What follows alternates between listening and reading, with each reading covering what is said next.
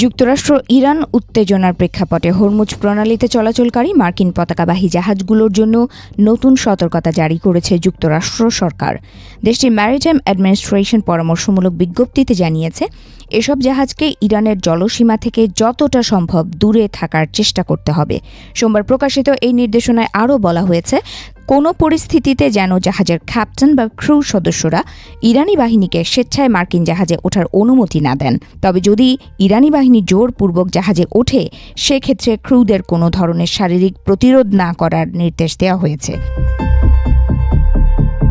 বিজ্ঞপ্তিতে স্পষ্ট করে বলা হয়, ইরানি বাহিনী যদি কোনো মার্কিন পতাকাবাহী বাণিজ্যিক জাহাজে ওঠে, তবে ক্রুদের জোরপূর্বক প্রতিরোধ করা উচিত নয়। প্রতিরোধ না করা মানে এই নয় যে সেটিকে সম্মতি হিসেবে বিবেচনা করা হবে। ম্যারিটাইম অ্যাডমিনিস্ট্রেশন আরও সুপারিশ করেছে, হরমুজ প্রণালী দিয়ে পূর্বমুখী যাত্রার সময় জাহাজগুলো যেন ওমানের জলসীমার কাছাকাছি দিয়ে চলাচল করে, যাতে ইরানের জলসীমা এড়িয়ে নিরাপদ পথ নিশ্চিত করা যায়। তবে একই সঙ্গে নৌযান চলাচলের নিরাপত্তা বজায় রাখার বিষয়েও জোর দেওয়া হয়েছে। যুক্তরাষ্ট্র ও ইরান সম্প্রতি ওমানের মধ্যস্থতায় একটি পরোক্ষ বৈঠকে বসেছে।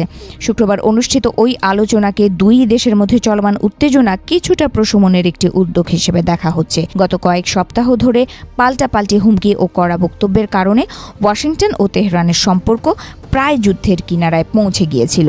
বিশ্লেষকদের মতে মধ্যপ্রাচ্যে বৈশ্বিক নৌপথ বরাবর উত্তেজনা নতুন নয়। ৮০-র দশকের ইরান ইরাক যুদ্ধের সময় উভয় পক্ষ বাণিজ্যিক জাহাজে হামলা চালিয়েছিল, যা ইতিহাসে ট্যাঙ্কার যুদ্ধ নামে পরিচিত।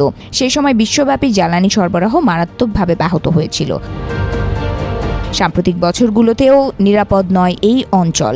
ইয়েমেনের বিদ্রোহী গোষ্ঠী লোহিত সাগরে ইসরায়েল সংশ্লিষ্ট জাহাজ লক্ষ্য করে হামলা চালিয়েছে। তারা বলেছে, গাজায় ইসরায়েলের সামরিক অভিযানের প্রতিবাদ হিসেবেই এসব হামলা। এদিকে গত বছর জুনে ইসরায়েলের হামলার পর ইরানের এক সংসদ সদস্য হুমকি দিয়েছিলেন, পরিস্থিতি আরও খারাপ হলে হরমুজ প্রণালী বন্ধ করে দেওয়ার বিষয়টি বিবেচনা করতে পারে তেহরান। উল্লেখ্য, হরমুজ প্রণালীকে যুক্তরাষ্ট্র সরকার বিশ্বের সবচেয়ে গুরুত্বপূর্ণ তেল চোক পয়েন্ট হিসেবে আখ্যা দিয়েছে।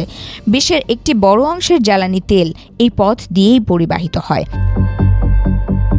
গত জানুয়ারিতে ইরানের ইসলামিক রেভলিউশনারি গার্ড কোর এই প্রণালীতে নৌ মহড়া চালায়। এর পরপরই যুক্তরাষ্ট্র ইরানকে অসুরক্ষিত ও অপেশাদার আচরণ থেকে বিরত থাকার আহ্বান জানায়। একই সময় মার্কিন সামরিক বাহিনী দাবি করে তারা একটি ইরানি ড্রোন ভূপাতিত করেছে, যা একটি মার্কিন বিমানবাহী রণতরীর খুব কাছাকাছি চলে এসেছিল। যুক্তরাষ্ট্র ও ইরানের মধ্যে চলমান পারমাণবিক আলোচনা নিয়ে উত্তেজনা অব্যাহত রয়েছে। সাবেক প্রেসিডেন্ট ডোনাল্ড ট্রাম্প ইতিমধ্যেই হুঁশিয়ারি দিয়েছেন, ইরান যদি আবার পারমাণবিক বা ক্ষেপণাস্ত্র কর্মসূচি জোরদার করে, তাহলে সামরিক হামলা চালানো হতে পারে। অন্যদিকে ইরান বলছে, বর্তমান আলোচনা শুধুমাত্র পারমাণবিক ইস্যুতে সীমাবদ্ধ এবং ইউরেনিয়াম সমৃদ্ধকরণ তাদের সার্বভৌম অধিকার।